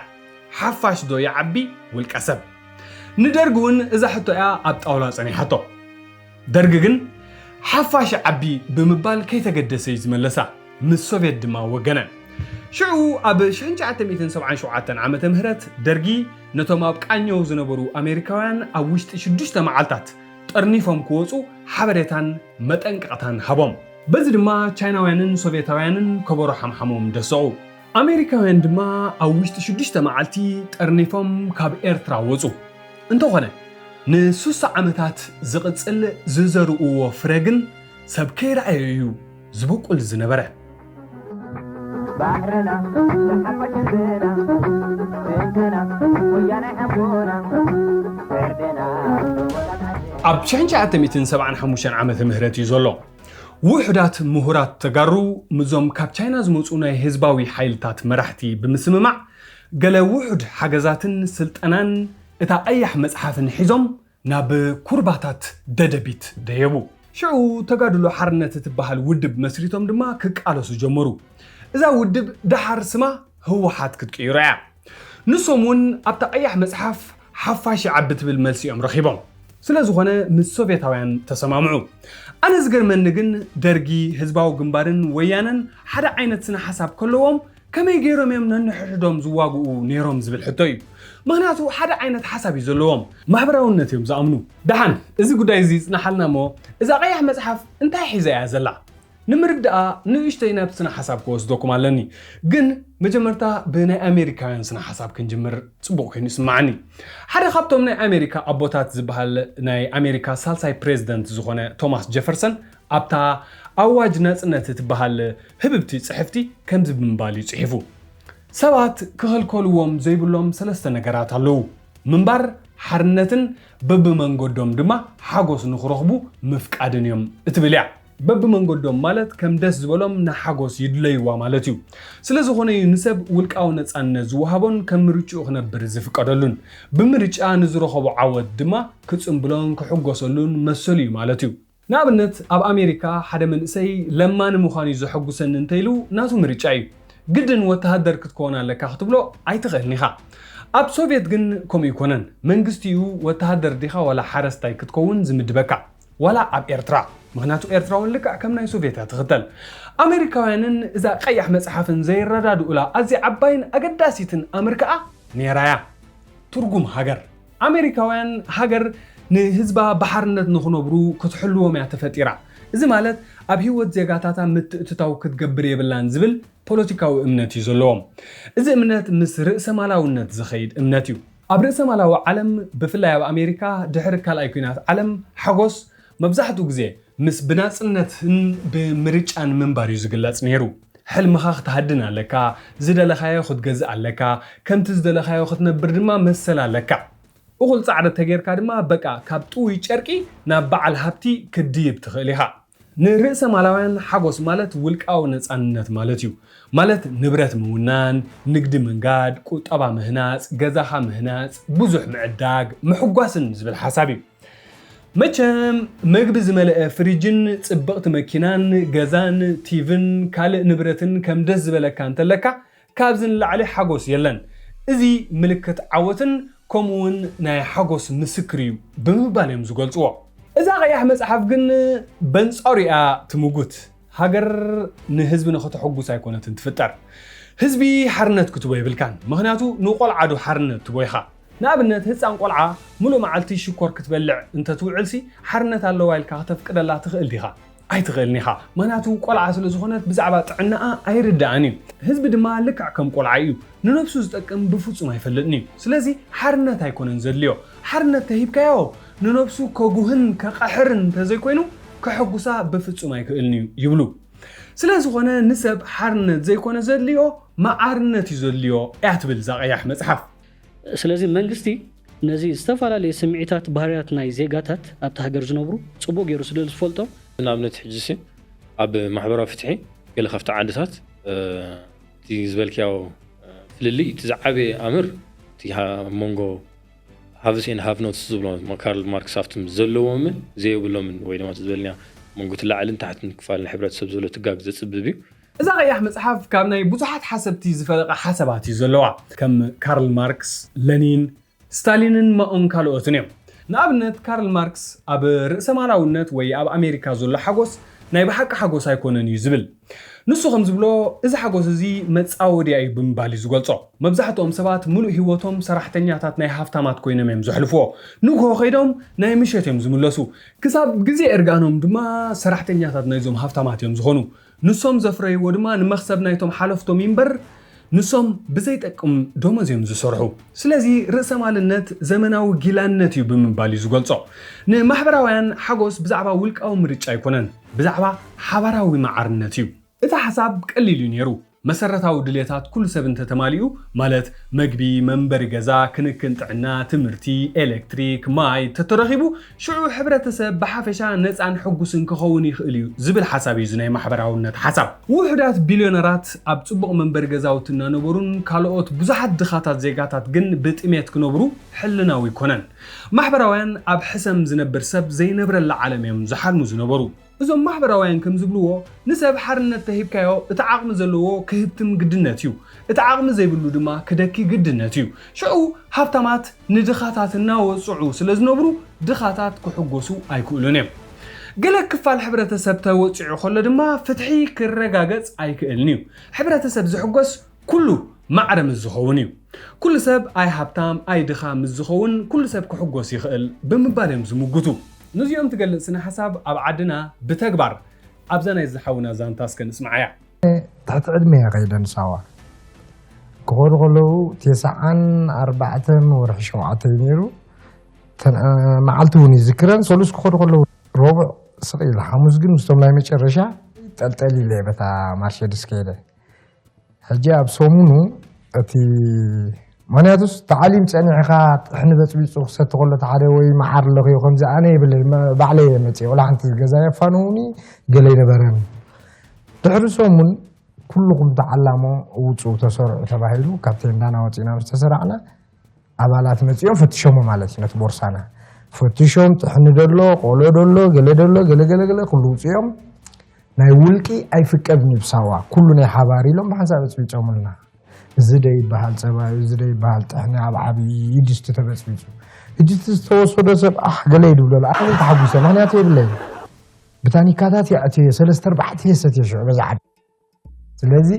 ተመስገን ሰው ሽኮር ምኹላ هنا ማዕረግየር ከና ኢለ ተሳሊመ እዞም ከምዚ ኢሎም ዝካትዑ ግን ተራ ሰባት ከምዚ ዝረኣኹም ሓውና ወይ ድማ ከምዚ ኸማኹም ከይመስለኩም እዚኦም ሓሰብቲ ናይ ፖለቲካዊ ቁጠባን ስነ ሓሳባቱን እዮም يحوات እሞ ኣየናዮም እዩ እቲ ናይ ብሓቂ ንህዝቢ ዝሕጉስ ቅድሚ ኣየናዮም ይሕጉስ ምባልና ግን ሓጎስ ማለት ናይ ብሓቂ እንታይ ማለት እዩ ክንምልስ እዩ ዘለና ብርግጽ ብዙሕ መልስታት ክህሉ ይኽእል እዩ نلوم جن نتوم كل تزتقصنا يوم تسعرتنا يقطع حساباتنا كنجمجمهم. نابنت زانا حونا زانتا أب أمريكان تتخون جن نتوم دك رخبات نابل عخلو إذا حونا جن تأمي ما حدا رنيرو. أبزيو حجي تشجر زمت سبات أبكندي برتعي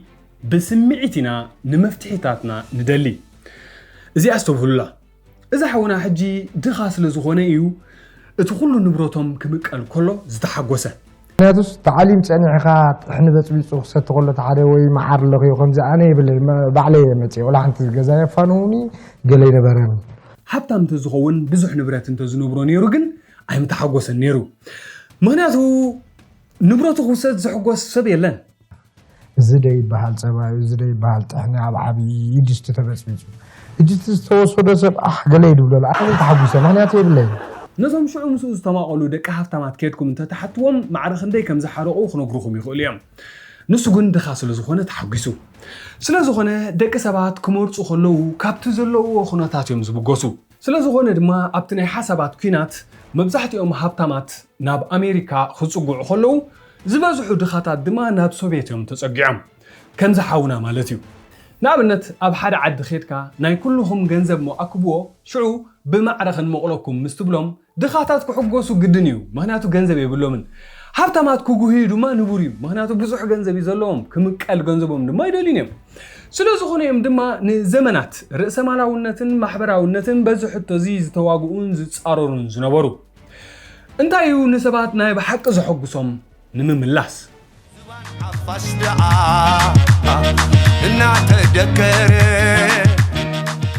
زوم كل التحساسباتات ناي حقوس حيزوم يوم دما زوم كل تعبيت هاجرات أبزحوا الكينات زعتو أمريكا نبلسجنان نات إنتن عوتن حقوسن زمس رأس مالاونت يختب الكلا حبرت سوفيت دما نزح حسب زت عومته رأس مالاونت زي معرينتن سسعن زفتري حق أني حقوس أم محبراونت يزركب دما بلت شعون سبات أبكند برتعي بسمعت يوم وسينام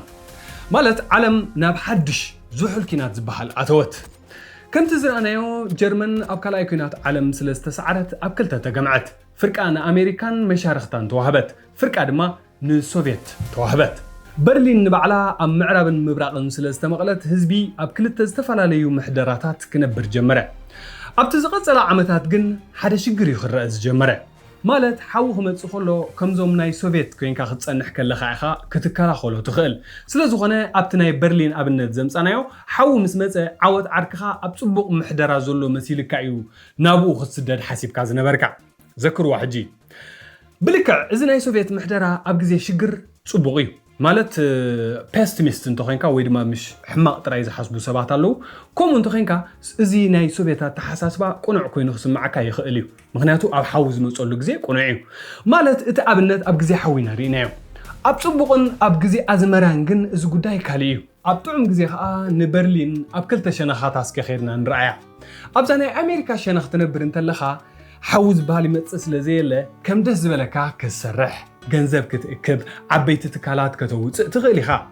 መፅኡ ኣብ ውልቃዊ ህይወትካ ዝኣትወካ ድማ የለን ሽዑ ብውሕዱ ሓደ መዓልቲ ክትሕጎስ እናበልካ ገንዘብ ናብ ምውህላል ድዩ ወላ ዲግሪ ናብ ምእካብ ኢኻ ክትጓየ ትውዕል ተሓጎስ ኣይትተሓጎስ ብዘይገድስ ግን ብውሕዱ ዘሐጉሰካ ባዕልኻ ኢኻ ትመርፅ ተደሊኻ ትሰርሕ ተደሊኻ ትገድፎ ተደሊኻ ብገዛ ትድቅስ ተደሊኻ ግዳም ሓደር ትኸውን ምናልባት በንፀሩ ኣብቲ ናይ ሶቪየት ሸነኽ እንተትነብር ኣለኻ ኸንካ ግን كم دز دبلكا خسرح أي فكرة كانيو نتسألنا يبلكان منجستي يزمدبكا جنزب كتأكب أي فكرة كانيو كبانك توصل أنت أتوان جنزب وسن عقنا لو عبيت تكالات كتوص أي فكرة نيو زغنا حلافي متيو دما كأسر كان كقتل كان يخليو مغنياتو ندحنت ناي حفاش حادثب أنت تقتله شجر يبلون شو اتنا امريكا دو ناي سوفيت حسابات يحقوس كفلطا ورم ميلن عمتات زصبيا زنبره هاجرات تمرتن كمهارا جمرا منالبات ابزي اخر ساعه بلا جن ابزي ناي امريكا شنخون منالبات كم حوز امسلو نحبرتسب كطفو زغولو حدغاتات كمصو خلو ات منغستي ناي ولق سبات نصاننت تحيسو بحيلي غفيفو خوستوم يخليو اب حوز يمصلو اوان جن نصاننتهم يحلولهم سلازي اب تحوز مسؤول اوان اذا كفال برلين زياون بفصم كتهمخ ايتغلنا لكع كمتا ناي سوفيتا غيرا نتحو تخلخيلاتو سلازي كطعمكا بيدكا كحاسمكا بمانكا عينت يوم زتقومو زلو بتخوينو بتغن اب غزي شجر يخون اب غزي رهوا اب زناي امريكا بوتا مصنح يحيش مغنياتو بوحدو اب اوان شجر طرايو نصاننتكا زغحاس اب زناي سوفيت شنخ زقمطو جرمناوያን هيوت ازي مرورم ولا عوت عركهون أزيو أمرره شعو عوتن كالوت زمرورو من جرمناوያን ناب معراب نابتي أمريكا تمحدرو وي نابتي نسخا زلخايو كفال كهدمو جمرو كسرحو جنزب كتريوس لزدليو شعو قليان هاجرات ناي أمريكا حسابات سعيرو بمبال جرحا ناب أون تسقعا جنا تسقوتا أيتود انزلو بزي تقطعو سوفيتاوያን ድማ ብዙሓት ከይሃድሙዎም ስለዝሰጉ ንበርሊን ዝመቅል ዓቢ مفلالي مندق كسرح جمرو أستات 250 كيلومتر زرقح مندق بمهناز دما نتا ختما أب كلتا مقلوع انتو غنى حجون اتهدما دواي بلن كابتي أفرحن شوقان محدرة بزحات جرمنان هادو مدعا إذ مندق نايزا ختما بعلت 10 سلسة حسا شحنش عتميتن سوسان حدانيو تجميرو دحري 10 شو من تمعالتات أبحت مسكرم شحنش عتميتن سوسان حدان دما هزبي إرترا نمجمرتا غزي ابرخاتات قالسي جمرالو مالتيو شو زخلتيو حسابات ابوزحات هاجرات ننحدحدو تقالسن تباسن اب فيتنام كوريا ايرتران كالوت هاجراتن اب كلين هاجرات رئيس مالاونت سعره انتو خنا دخنتن زي معرينتن كا مسو مصا مليونات دخاتات انتو خينم مريچ انتاي تركوبالو ابتن محبراوያን زخنا هاجرات كا حصرت ناي قربات كم الكتريك ماي حكمنا مغبن اغاطيمو سانسورن سئنت نصانتن بوزحات دمصم حبيو بوزحات تاسيرومن طفيومن حسابك خزارب انت زيكي الكا دما معرنت انتاي يطقملو زغونه خوينو اب 1980 اتقند شجر كرأ جمره امريكا انصار كيناتن عليتنتن تقاوموتات كغاطمان كله قطبا ناي حبرت سوفيت دما دو بلا نسوفيت دما تقاوموتات برتعه هاجراوያን سنه حسابات اب كلن نسوفيت اقيمن زنبره هاجرات كم قانطيشا انببه اب سمانياتات ناب عدنا مسنملس دما حزباو ግንባርን ህወሓትን ዝመሳሰል حسابات ስለዝነበሮም አንጻር ተጋድሎ ሓርነት ኤርትራ ጸመዱ ንተጋድሎ ሓርነት ኤርትራ ድማ ንዘል ዓለም ካብ መሬት ኤርትራን ካብ ፖለቲካ ኤርትራን ኣውፃኣ ኣብ 9 ሕዳር 1989 ድማ መንደቕ በርሊን ፈረሰ እቶም ብሶቪየት ተጨቂኖም ዝነበሩ ጀርመናውያን ድማ ናብ ምዕራብ በርሊን ወሓዙ ሽዑብ ትእዋን ብዙሓት ሰባት ርእሰ መላውነት ናይ ኣሜሪካ ስነ ሓሳብ ከም ዝሰዓረ ክእውጅ ጀመሩ ካብኡ ድሕሪ ዓመትን መንፈቕን ድማ ኤርትራ ነፍሳ ኸኣለት ወይ ድማ ናጽነታ ረኸበት ካብዚ ኤርትራ ናጽነት ረኽበሉ ደላ ድሕሪ 6 ኣዋርሕ ድማ ማለት ብ26 ታሕሳስ 1991 ድማ ሕብረት ሶቪየት ብወግዒ ፈረሰት برجس أبتناي سنة حساب كينات أمريكا زحيلة هاجر كوينة وزع مالت أمريكا بقطبا يكون بوليتيكان ميليتارن حيال هاجر كتكون كلا سوفيت جن أبوزحات هاجرات تجمعة دخمت እታ ዝዓበየት ሃገርን ጽልዋ ዝነበራን ግን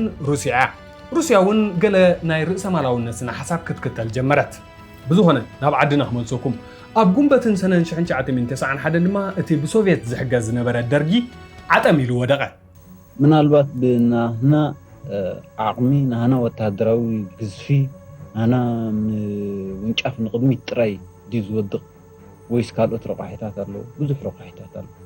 ኣብ ኤርትራ ህዝባዊ ግንባር ስልጣን ሓዘ ኣብ ኢትዮጵያ ድማ ህወሓት ምስ ካልኦት ሰውራታት ናይ ኢትዮጵያ ተቋሪና ኣብ ኢትዮጵያ ስልጣን ሓዘት ሕጂ ግን ሓደ ዓቢ ሽግር ተፈጥረ ማለት እዘን ክልተ ውድባት ነታ ቀያሕ መጽሓፍን ከም ባህሊ ሒዘን ዘለዋ ሶቪየት ድማ ብሓሳብ ተሳዒራ እያ ሶቪየት ተሳዒራ ማለት ድማ እዛ ቀያሕ መጽሓፍ ተሳዒራ ማለት እዩ እሞ ነዚ ሒዞሞ ዘለዉ ስነ ሓሳብ ደኣ እንታይ ክገብርዎ እዮም ክልቲአን ውድባት ኣብ ወጥሪ ኣተዋ ኣዝዩ ድማ ሓርበተን ኣብ ዝቐጸለ ታሪኽ ከም ዝረኣናዮ ግን ህዝባዊ ግንባር ኣብ ኤርትራ ብወግዕ እኳ ከምኡ ኢሉ እንተዘይገለጸ ግን ማሕበራዊ ስነ ሓሳብ ዝመስል ስርዓት ተተኺሉ ክቕጽል ጀመረ ክሳብ ሕጂ ድማ ይቕጽል ኣሎ ህወሓት ግን ነታ ቀያሕ መጽሓፍ ደርቢዮም ናይ ኣሜሪካ ስነ ሓሳብ ክኽተሉ እዮም መሪፆም ምክንያቱ እታ ቀያሕ መጽሓፍ ተሳዒራ እያ ብሰንኪ እዚ ናይ ሓሳባት ኩናት ዓለም ናብ ዝሑል ኩናት ኣትያ ከም ዝረኣናዮ ኣብ 1991 ግን እዚ ኩናት ተወዲኡ ንሱ ክውዳእ ከሎ ግን ኣብ መንጎ ኤርትራን ኢትዮጵያን ግን ካልእ ኩናት እዩ ዘንጠጥ ዝነበረ ህወሓት ግን ስቂሎም ኣይኮኑን ከምኡ ዝወሰኑ ማለት ነተን ብምዕባለ ኣዝየን ዝውንጨፋ ዝነበራ ንኣሽቱ ሃገራት ከም ታይዋንን ደቡብ ኮርያን ሲንጋፖርን ሆንግ ኮንግን እዩ ከጽንዕዎን ጀሚሮም ናብዚ ናይ መወዳእታ መደምደምታ ንኽበጽሑ ድማ ብዙሕ መጽሓፍቲ ከም ዘንበቡ እዩ ዝዕለል ብዙኾነ ሽዑ እተን ዘጽንዕዎን ሃገራት ኣብ ክንዲ ናይ ኣሜሪካ ወይ ናይ ሶቪየት ጥራይ ዝወስዳ ካብ ክልቲኡ መሪፀን ጽቡቕ ወሲደን ናተን ሓድሽ ሓሳባት ከም ዘቆላዮም ተረዲዮም ካዕውተን ድማ ኣብ ቅድሚ ዓይኖም ይርእዎ ኣለዉ ሽዑ ከምኡ ዓይነት ሓሳባት ክኽተሉ ስለ ዝደለዩ ህወሓት ብወግዒ ንማሕበራዊ ስነ ሓሳብን ነታ ቀያሕ መጽሓፍን ቻው በልወን ህዝባዊ ግንባር ግን በዚ ብፍጹም ኣይተሓጎሱን ከም ጥልመት እውን ረኣይዎ እዚ ናይ ስነ ሓሳብ ፍልልይ ድማ ኣብ መንጎ ዘን ክልተ ውድባትን ኣብ መንጎ ዘን ክልተ ሃገራትን ናይ ሓሳባት ኩናት ኣኸተለ እዚ ናይ ሓሳባት ኩናት ድማ ኣብ 1998 ናብ ናይ ኣጽዋር ኩናት ከደ እቲ ሽዑ ዝጀመረ ድማ ክሳብ ለይቲ ሎሚ ይቕጽል ኣሎ እንድዒ ሎሚ እኳ ጽምዶ ክበሃል ንሰምዕ ኣለና እዚ ሓቂ እንተኾይኑ ድማ ወይ ህወሓት ነታ ቀያሕ መጽሓፍ ካብቲ ዝደርበይዋ እንዳጓሓፍ ከይዶም ኣልዒሎም ኣለዉ ወይ ድማ ህዝባዊ ግንባር ነታ ቀያሕ መጽሓፍ ኣብቲ እንዳጓሓፍ ደርቢዮም ኣለዉ ኤርትራ ዋላ እኳ ሳላቲ ማሕበራዊ ስነ ሓሳብ ሃገራዊ ልዕላውነታ ብቕልጽማ ክትጭብጥን ክትሕልውን የኽእላ ግን ውልቃዊ ትካላት ስለ ዘይፍቀድ ድማ እታ ሃገር ብቁጠባ ክትዓቢ ኣይከኣለትን ዋላ እኳ ንሓፋሽ ንኸተድሕን ኢልካ ንሓደ ውልቀ ሰብ ምቕታል ወይ ምእሳር ሞራላዊ ይምሰል ግን ሓፋሽ ድማ እኩብ ናይ ውልቀ ሰባት እዩ ስለዚ በብሓደ ሰብ ሓደ ክኸውን ከዓ ግቡእ ኣይኮነን ስለዝኾነ እዩ ድማ ኤርትራውያን ከምታ ናይ ጀርመናውያን ነታ ንሶቪየት ትመስል ዓድና ገዲፍና ናብ ኣሜሪካ ወይ ናብ ኤሮጳ ወይ ናብ ኢትዮጵያ ንስደድ ዘለና ኢትዮጵያ ድማ ሳላታ ሓድሽ ስነ ሓሳብ ዋላ እኳ ህዝባ ብትምህርቲ ይኹን ብቁጠባ ኣዝዩ ዓቢ ምምሕያሽ እንተምፅአን ከም ሃገር ድማ ብቁጠባ ኣዝያ ትወንጨፍን ማለት ከም ዓበይቲ ኣህግራውያን ትካላት ከም ናይ ኢትዮጵያ ኤርላይንስ ዝኣመሰሉ እትውንን ሓያል ሃገር ትኹንን ግን ዘይተኣደነ ናይ ወፃኢ ዕዳታትን ልቓሓትን ድማ ኣብ ዝባና እዩ ዘሎ ነፃ ምሳሕ ስለ ዘየለ ድማ ልዕላውነት ኢትዮጵያ ኩሉ ግዜ ኣብ ሓደጋ ምስ ኣተወ እዩ እዚ ድማ ንብልሽውናን ዓሌታውነትን ኩሉ ግዜ ዘቃልዓ ዘሎ ርእሰ ማላውነት ግን ብሓቂ ድዩነት ናይ ሓጎስ ሕንቅልሕንቅሊተይ ፈቲሕዎ ብልክዕ ኣይፈትሖን እታ ንህዝቢ እንታይ ይሕጉሶ ትብል ሕቶ ገና ኣይተመለሰትን ዘላ ሓደ ኣረጋጊፅና ንዛረቦ ንኽእል ግን ናይ ኣሜሪካ ስነ ሓሳብ ካብ ናይ ሶቪየት ስነ ሓሳብ ከም ዝሓይሽ እዩ ምክንያቱ ብግብሪ ንሪኦን ንነብሮን ኣለና ምክንያቱ ኤርትራውያን ናብ ኢትዮጵያ ወይ ናብ ሱዳን ወይ ናብ ኣሜሪካ ንስደድ ኣለና እምበር ኣሜሪካውያን ወይ ሱዳናውያን ወይ ኢትዮጵያውያን ናብ ኤርትራ ዝስደዱ ርኢና ይንፈልጥን ኢና ስለዚ እዚ ብኣሽሓት ዓድና ገዲፍና ንስደዶ ዘለና ሓደ ምስክር ዓወት ናይ ርእሰ ማላውነት እዩ ግን ማሕበራውነት ናይ ብሓቂ ተተግቢሩ ድዩ ዝብል ካልእ ዓቢ ስግንጢራዊ ሕቶ ድማ ኣሎ ምክንያቱ ማሕበራውነት ዋላኳ ጽቡቕ ስነ ሓሳብ ይምሰል ግን ብውልቀ መልእኽቲ ስለ ዝምራሕ እቶም ውልቀ መልእኽቲ ንስልጣኖም ክብሉ ንኽብርታት ናይዚ ስነ ሓሳብ እዚ ፈጺሞም ረሲዖም እዮም ኣብ ክንዲ ንሕብረተሰብ ዝጠቅም ዝገብሩ ድማ ንነፍሶምን ንተሓባበርቶምን ጥራይ ዝጠቅም እዮም ዝሰርሑ ዘለዉ እዚ ድማ ማሕበራውነት ደኣ ይምሰል እምበር ብፍጹም ማሕበራውነት ኣይኮነን ምክንያቱ ናብታ ካርል ማርክስ ዝፈረሓ ሓሳብ እዮም ዝምለሱ ዘለዉ ካርል ማርክስ ከም ዝብሎ ሃገር ርእሰ ማላዊት እንተኾይና እታ ሃገር ንውሕዳት ተሐጉስ ኮይና እያ ትተርፍ ማሕበራውነት ግን ንሙሉእ ህዝቢ ዘሐጉስ እዩ ብምባል ማርክስ ዝገልጽ ባዕሎም እዞም ናይ ማርክስን ሓሳባት ዝኽተሉ መራሕቲ ግን ስልጣን ምስ ሓዙ ንማሕበራውነት ረሲዖም ብዛዕባ ውልቆም ጥራዮም ዝሓስቡ በተዘዋዋሪ ርእሰ ማላውያን ይኾኑ ኣለዉ ማለት እዩ ስለዚ ማሕበራውነት ኢና ንኽተል እናበሉ እንተደናጎሩና እኳ ግን ናይ ብሓቂ ማሕበራውነት ኣይኮኑን ዝኽተሉ ዘለዉ ንኣብነት ትሮትስኪ ሓደ ካብቶም ንሶቪየት ዝመስረቱ ህቡባት ሰውራውያን ናይ ማሕበራውነት እዩ እቲ መራሒ ናይቲ ሰውራ ዝነበረ ለኒን ምስ ሞተ ትሮትስኪ ጥራዩ ክትክኦ ዝኽእል ዝነበረ እንተኾነ ስታሊን ካብ ታሕቲ ብምምጻእ ንትሮትስኪ ኣሰዲዱን ንተቃወምቱን ካልኦትን ድማ ኣሲሩን ኣጥፊኡን ንሶቪየት ናብ ውልቀ መልካውነት ቀየራ ሽዑ ትሮትስኪ ተሰዲዱ ናብ ሜክሲኮ ከደ ኣብኡ ኮይኑ ድማ ኣብ ሶቪየት ዝግበር ዘሎ ስነ ሓሳብ እቲ ናይ ብሓቂ ማሕበራውነት ከም ዘይኮነ እዩ ዝማጎት ዝነበረ ግን ዝሰምዖ ይረኸበን ስለዝኾነ ካባይ ጀሚርካ ብዙሓት ማሕበርነት ብሓቂ ኣይተፈተነን ኢልና ንኣምን ሰባት ኣለና ብዛዕባ እዚ ኣገዳሲ ተኮይኑ ካልእ መዓልቲ ክዛረበሉ እየ ብዝኾነ እቲ ሕቶ ግን ሎሚ እውን ይቕፅል እዩ ዘሎ ኣብ ርእሰ ማላውያን ዝርአ ናይ ምሕሻሽ ልምድን መወዳእታ ዘይብሉን ሃልክን ሓጎስ ከምፅእ ይኽእል ድዩ ወይስ ሓጎስ ካብ ሃብቲ ንላዕሊ ዝሓትት ጉዳይ እዩ ሕጂ ነቲ ዕዉት ዝመስል ዝነበረ ርእሰ ማላውነት ድሕሪ ዓሰርተታት ዓመታት ሓደሽቲ ብድሆታት የጋጥምዎ ኣለዉ ክሊማዊ ለውጢ ዘይምዕሩይነት ሃብቲ ቅልውላው ጥዕና ኣእምሮ ምፍራስ ስድራ ቤታትን ፈትልታት ሕብረተሰብን ካልእን ርእሰ ማላውያን ክሳብ ሕጂ ሓጎስ ካብ ናጽነትን ዕድልን ከም ዝመጽኡ እዮም ዝማጎቱ ማሕበራውያን ድማ ብማሕበራዊ ፍትሕን ብማዕርነትን እዩ ዝረጋገጽ ይብሉ ግን መሰረቱ ማሕበራዊ ፍትሕን ኣሎ ንሰለስተ ክፋላት ናይ ሕብረተሰብ ነቲ ኣብ ታሕቲ ደረጃ ዘሎ ነቲ ማእከላይነቲ ብርጅዋዝ ወይ ከዓ እቲ ሲቪል ወይ ከዓ ሃብታም ንብሎ ኣብ ማእከላይ መነባብሮ ዘምጽእ ኣሳታፊ ስለዚ እቲ ሓቀኛ ሕቶ ርእሰ ማላውነት ድዩ ዋላ ማሕበራውነት እዩ ንሰብ ዘሐጉሶ ዝብል ሕቶ ይኮነን እቲ ናይ ብሓቂ ሕቶ ከም ደቂ ሰብ ከመይ ጌርና ንናጽነት ምስ ፍትሒ ነመዓራርዮ ሓጎስ ንውሕዳት ጥራይ ኮይኑ ንኸይተርፍ ብኸመይ ንብዙሓት ምዃኑ ነረጋግጽ ዝብል ሕቶ እዩ ክኸውን ዘለዎ ነዚ ዝምልሱ ብዙሓት ዝተፈላለዩ ኣተሓሳስባታት እኳ እንተለዉ ግን ኣነ ሎም መዓልቲ ኣብዞም ክልተ ጥራይ ኣተኪረ ጸኒሐ ምክንያቱ እቲ ቪድዮ ንኸይነውሕ ንኣብነት ብዙሓት ሃገራት ናይ ኤውሮጳ ካብ ናይ ኣሜሪካን ናይ ሶቪየትን ሓሳባት ሓዋዊሶም ዝኽተልዎ ካልእ ኣተሓሳስባታት እውን ኣሎ ኣብ ካልእ ግዜ ብዛዕባኡ ክዛረበ ንሎሚ ግን ኣብዚ ክውድእ እሞ ንስኹም ከንታይ ትብሉ ሓጎስ ኣብ ሓደ ዓብ ሞል ድዩ ዝርከብ ዋላስ ኣብ ሓባራዊ ህይወት ናጽነት ድዩ ዝቕድም ወይስ ማዕርነት እዚ ዘዳልዎ መደባት ንትምህርቲ ጥራይ እዩ ሓሳባትኩም ኣብ ኮመንት ሃቡኒ ሰብስክራይብ ብምግባር ድማ ዝመጽእ ቪድዮታትና ክትከታተሉ ይዕድመኩም ይቐኒለይ ሓንቲ ነቲ ተሓሳስባት ትጸልዎ እዚ ስርዓት እዚ ኣብ ፍትሕን ኣብ ዴሞክራሲን ዝተመርኮሰ ወይ ዝተመስረተ ዘይኮነ ዘይሕጋዊ ስርዓት ምዃኑ ውዒሉ ሓዲሩ ምውዳቕ ይተርፉ ኣብ ሓንቲ እዋን ሓንቲ መዓልቲ ክወድቕ ምዃኑ ነፍሲ ወከፍ ሰብ ሓንጎሉ ገብራ ይግባእ መጀመርያ